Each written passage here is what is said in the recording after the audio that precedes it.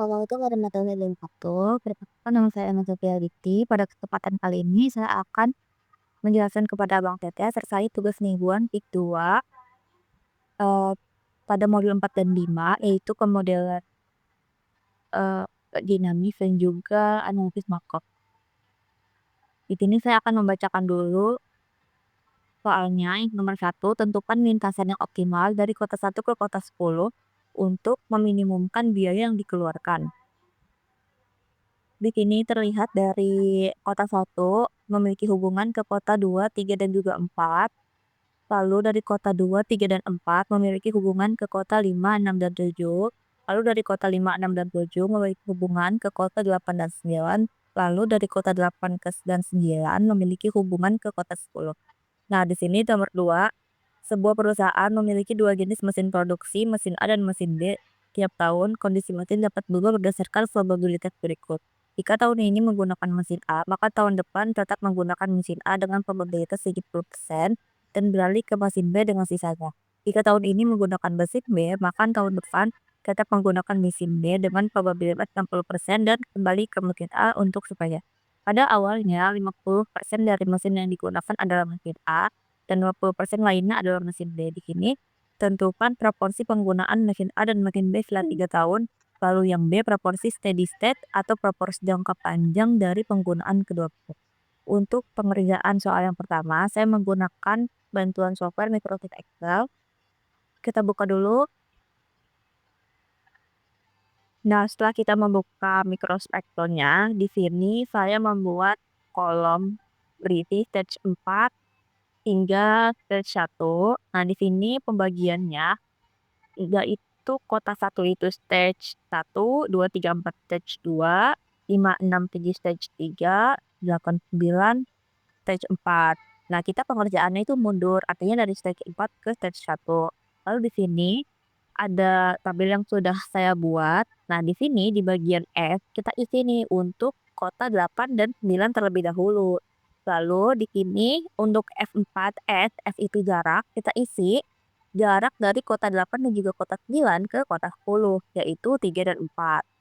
Nah, lalu untuk X4 kita isi kota 10, artinya dari kota 8 dan 9 menuju ke kota 10. Lalu untuk stage 3 kita isi kota 5, 6, 7. Di bagian atas kita isi kota 8 dan juga kota 9. Nah, di sini untuk perhitungannya dengan cara dari kota 5 ke kota 8 atau dari kota 8 ke kota 5, jaraknya itu 1. Ditambah kota 8, jaraknya 3.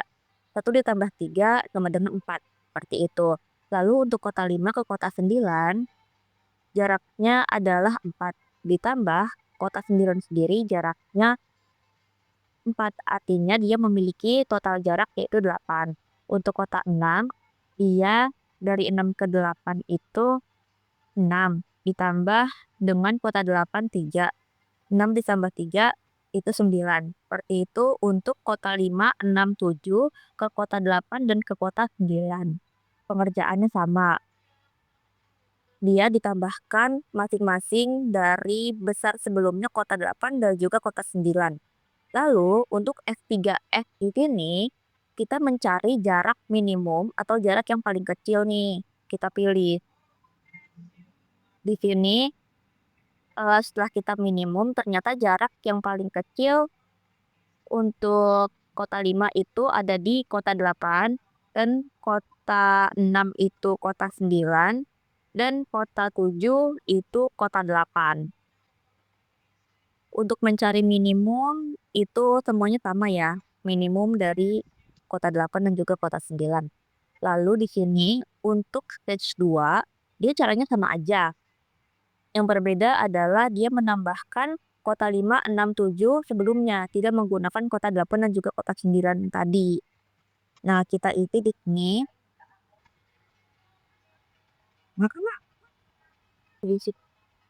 Nah, lalu di sini yang terakhir di stage 1 yaitu kota 1 ke kota 2, kota 3 dan juga kota 4. Nah, di sini untuk jaraknya dia menggunakan jarak di stage 2, tidak menggunakan jarak di stage 3 sebelumnya yang digunakan di stage 2. Nah, lalu di sini untuk nyari minimumnya dia sama aja. Cari minimumnya di sini didapetin jarak yang paling minimum itu 11 di kota 3 dan juga kota 4. Nah, lalu di sini untuk mencari keputusan atau solusi optimalnya, karena di sini ada 2 kota yang memiliki jarak paling minimum yaitu 11, artinya dari kota 1 ke kota 10 dia memiliki 2 opsi lewat kota 3 dan juga lewat kota 4. Dari kota 1 dia ke kota 3. Nah, di sini kita lihat dari kota 3 dia ke kota 5. Lalu dari kota 5 dia ke kota 8 dan dari kota 8 dia ke kota 10. Lalu untuk keputusan yang kedua dari kota 4. Dari kota 4 dia ke kota 6 karena di sini sebenarnya ada 2 opsi 5 dan juga 6 tapi saya memilih 6 karena di sini jarak ke 5 itu 4, ke 6 itu 1. Jadi di sini saya memilih 1. Lalu dari kota 6 ke kota 9, dari kota 9 ke kota 10. Dari kota 1, 3, 5, 8, 10 dan juga dari kota 1, 4, 6, 9, 10 memiliki biaya distribusi paling minimum yaitu jaraknya 11. Seperti itu untuk program dinamit pada soal nomor 1. Selanjutnya saya akan mengerjakan soal nomor 2 menggunakan bantuan software RStudio dan juga POMVN. Untuk yang pertama saya akan menggunakan software RStudio terlebih dahulu. Jadi di nomor 2 ini kan kita ingin mencari proporsi penggunaan mesin A dan mesin B setelah 3 tahun, yang B kita mencari steady set-nya. Nah, setelah kita buka software R-nya, langkah yang pertama kita menulis di sini hashtag mendefinisikan vektor awal proporsi pengguna saat ini. Set 0. Nah, di sini dari soal itu dia proporsi tahun 0 itu kan 50%, 50%, artinya 0,5, 0,5, 50% mesin A, 50% mesin B. Kita running. Lalu setelah itu di sini kita tulis aja hashtag definisikan matriks transisi P. P matrik di sini 0,7, 0,3. Artinya dari mesin A ke mesin A dia 70%. Lalu berpindah ke mesin B sisanya 30% atau 0,3. Lalu di sini 0,4, 0,6. Artinya dari mesin B ke mesin A. Dari mesin B yang pindah ke mesin A yaitu sisanya 40%. Lalu yang dari mesin B tetap di mesin B yaitu 60%. By row 2 and row 2. Di sini karena baris kolomnya 2 kali 2 ya. Nah, setelah kita running, selanjutnya di sini kita tulis hashtag hitung distribusi penggunaan mesin selama 3 tahun ke depan. Set 1, set 0, persen dikali persen P, set 2, set 1, persen dikali persen P, atau matriks transisinya. Set 3, set 2, persen dikali persen P. Nah, di sini memiliki arti bahwa kita itu menghitung proporsi pengguna dari tahun ke tahun dari kedua persentase mesin A dan juga mesin B. Lalu di sini akan ditampilkan hasilnya setelah kita running. Lalu selanjutnya kita tulis di sini hashtag menampilkan hasil proporsi pengguna setiap tahun. Year 0, 1, 2, 3. Nah, di sini kita tulis untuk call names-nya mesin A dan juga mesin B, row names-nya kita tulis tahun. Nah, setelah kita running, di sini terlihat bahwa terdapat proporsi penggunaan mesin A yang meningkat sedikit demi sedikit dari tahun ke tahun, sedangkan untuk mesin B dia menurun. Hal ini menunjukkan bahwa semakin banyak pengguna yang cenderung menggunakan mesin A dalam jangka waktu pendek hingga menengah, seperti itu. Lalu selanjutnya di sini kita ingin mencari steady state-nya. Lalu sebelum itu kita mencari atau menginstal dulu library-nya. Kita install dulu library-nya. Hashtag menginstal library untuk operasi matrik. Setelah itu baru kita cari steady state-nya. Dengan cara hashtag mencari steady state. P persen 100. Nah, di sini untuk names-nya mesin A dan juga mesin B Lalu setelah itu kita running dan akan didapatkan operasi untuk P-nya atau menggunakan perpangkatan matriks ini yang menghasilkan keadaan stabil atau steady state di mana distribusi tidak berubah lagi meskipun waktu terus berjalan untuk mesin A yaitu 57,14% dan juga mesin B 42,486%. Nah, ini juga disebut dengan distribusi stabil atau distribusi stasioner dalam teori rantai Markov. Seperti itu.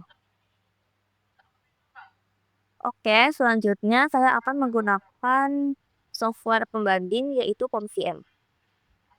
Setelah POM-CM-nya dibuka, kita pilih modulnya terlebih dahulu dan di sini kita tulis analisis Markov. Lalu untuk filenya new.